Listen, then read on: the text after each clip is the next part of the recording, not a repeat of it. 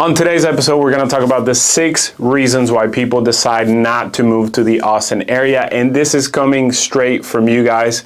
People that have found me on YouTube, they come to the Austin area to visit, and then they decide this is not the place for them. So I'm going to share with you the feedback that they had given me. Starting out with number 1, affordability. Believe it or not, majority of our clients come from out of town, from places that have a higher cost of living. But then they're surprised when they find out that the prices are a little bit higher in Austin than they are in other places around Texas. There's no denying that the Austin metro, city of Austin, is the most expensive city in the entire Texas area, or in the entire state of Texas, with a median home price of around $530,000. Now, when we're talking about the entire Austin MSA, when we're including Round Rock, Georgetown, Kyle, all the little suburbs around the area, then the median home price comes down to around $430,000. Now, some of the people that have come down when they sell their home in California or Denver or New Jersey and places like that, they thought that they could come down and buy it cash, what they believed they wanted. But then they realized that their dollar may not stretch as much as they thought. So something to keep in mind, affordability here has increased just like it has in the entire country.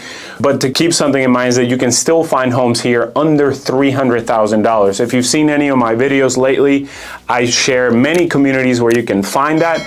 They will not be in the city of Austin, but they will be outside of Austin, and you'll be within 30 to 35 minutes from downtown Austin, without traffic, of course.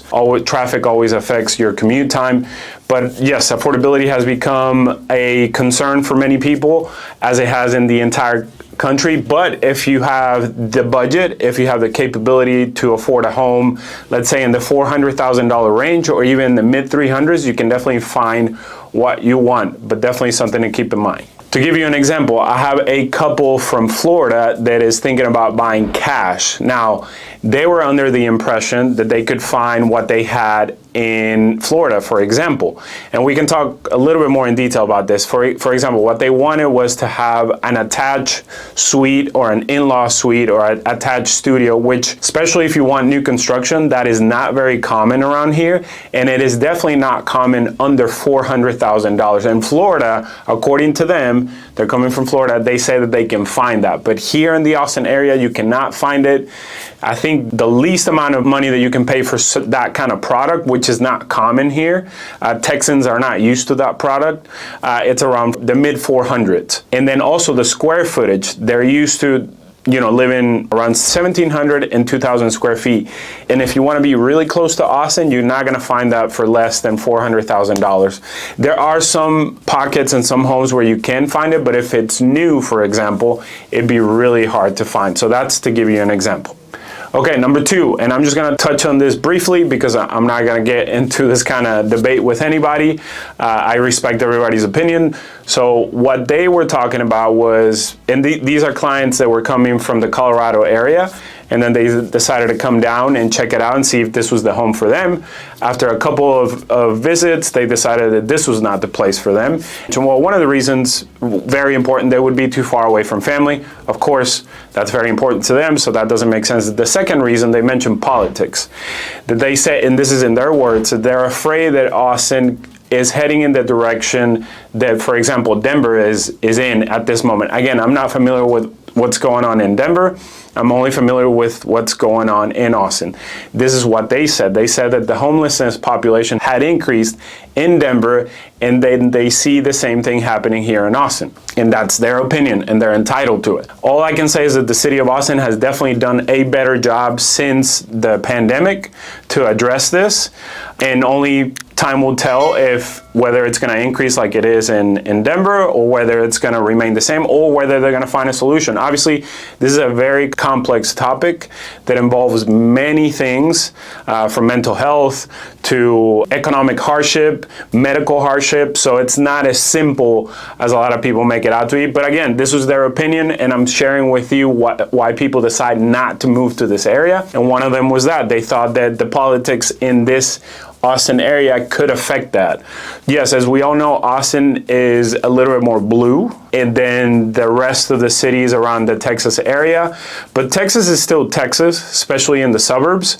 It still feels very small. It can feel very country at times as well, which is nice. A lot of people are looking for that, and it is very, very friendly.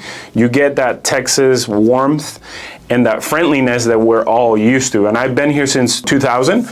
And I haven't seen Austin change as much as people think it has. And I know that you guys are going to disagree. And please leave me a comment below and tell me your thoughts. I always welcome comments, but everybody is entitled to their opinion. Again, that was number 2, coming from one of the YouTube clients that found me here. And that was one of the reasons why they decided not to move here. Okay, number 3, and this is very important for you guys to know because this can come as a shock for a lot of people. And I'll give you an example. I had a couple transferring from Seattle area.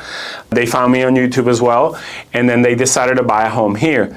But they were not aware of the property taxes. Apparently in Seattle, they're a lot lower. I'm not sure what they are in Seattle, but here in Texas, at least here in the Austin area, the Central Texas area, I know Houston can get up into the 3%, but here in the Austin area, we're looking at anywhere from 2% to maybe high 2s. By high 2s, I mean 2.8%, 2.7%, anywhere in there. But you can find communities under 2%. Now, what does that mean? It means that that percentage is the amount of taxes that you're gonna owe on the appraised value of your home. So if the home is appraised around $350,000, let's say that's how much your home is worth, and depending on your tax rate, whether it's 2.5%, let's say it's 2.5%, then your tax bill every single year will be around $7,000 to $8,000. I think I can't do math that quickly, but you guys can help me. But yeah, so it will be around, let's say it's 2.5%, then your tax bill will be between $7,000 to $8,000. Now, this is very important, especially if you're a first-time home buyer. You don't pay that money all at once. You don't pay that at the end of the year. What you do is that when the mortgage company sets up an escrow account, you pay that into that escrow account every single month. So that total amount is divided by 12, and that is what you owe every single month.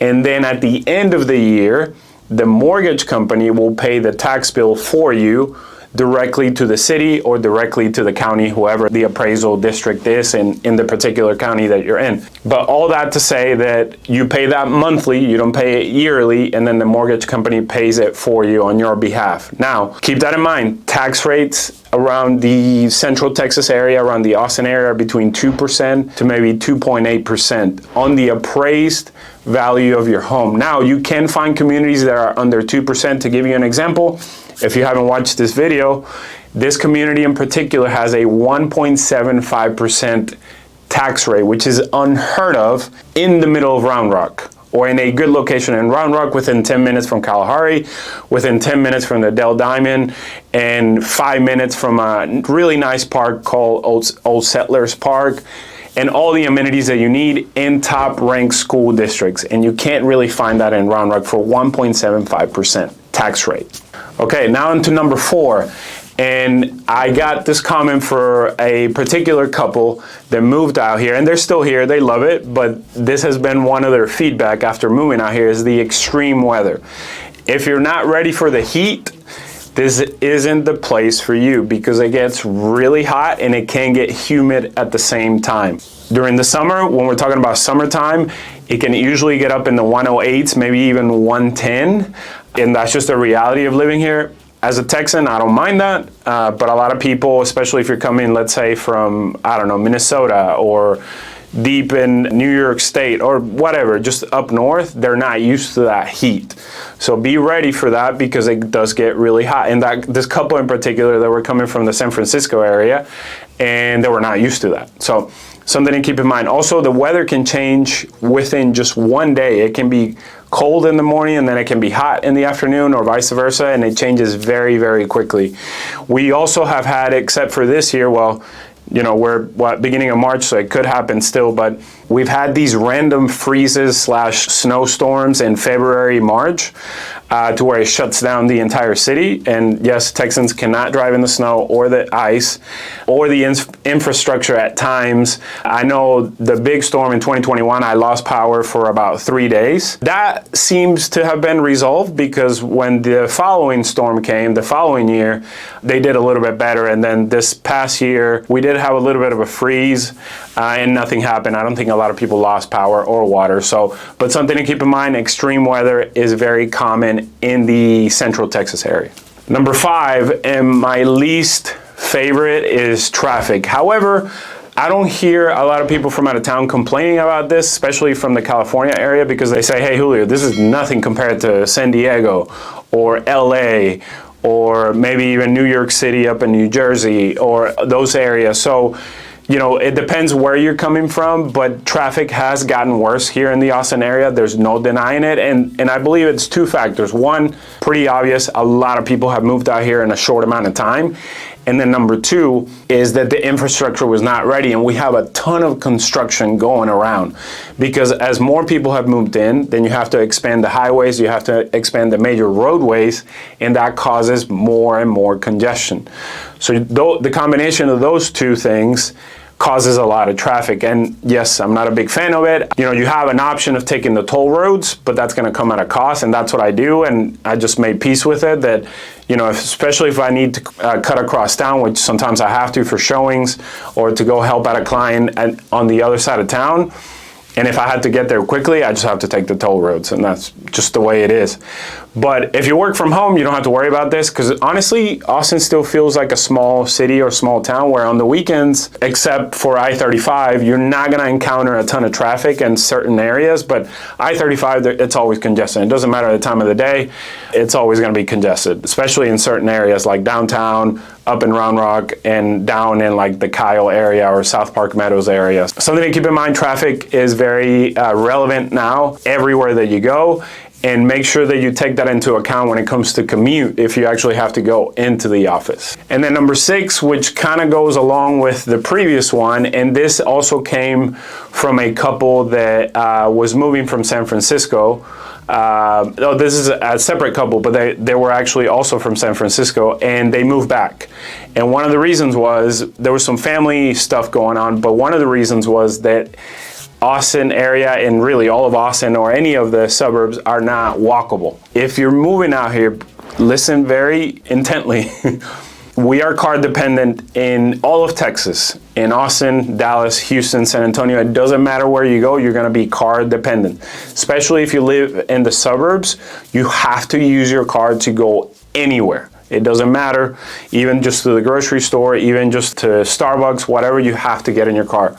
So if you're coming from a family, let's say you have a small family and you only use one car, which I actually had this from a couple that moved from New Jersey. They only had one car. That is going to be tough because the other person is going to need a car. So keep that in mind. We are very car dependent because it is not a walkable seat unless you live literally in downtown, let's say Rainy Street or somewhere around downtown where you're not going to need your car and you can just use Uber for whatever you need. But for the most part, you're gonna need your car, and that is something to keep in mind.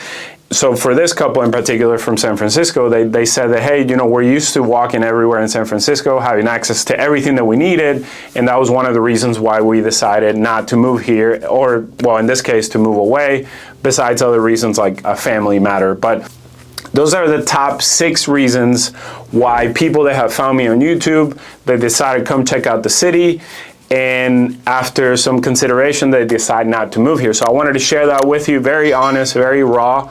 Obviously, this isn't a perfect city, and it is not for everyone. So make sure that you do your own due diligence, and make sure to reach out so that I can help you and our team can help you work through that process. What is it like? What should I expect? Those are all the things that we can help you with, but you have to reach down to the email and the number so that we can help you through that process. And come on down, you have to see it for yourself. I have had clients to where they buy their home sight unseen, and they're happy with their decision. That particular couple from New Jersey, they bought it without even coming down because they needed to come down. But I always recommend that you come down, check it out, and see if this is the right fit for you. And if you have any questions, again, reach out, schedule a Zoom. I'm here to help. But until next time, adios.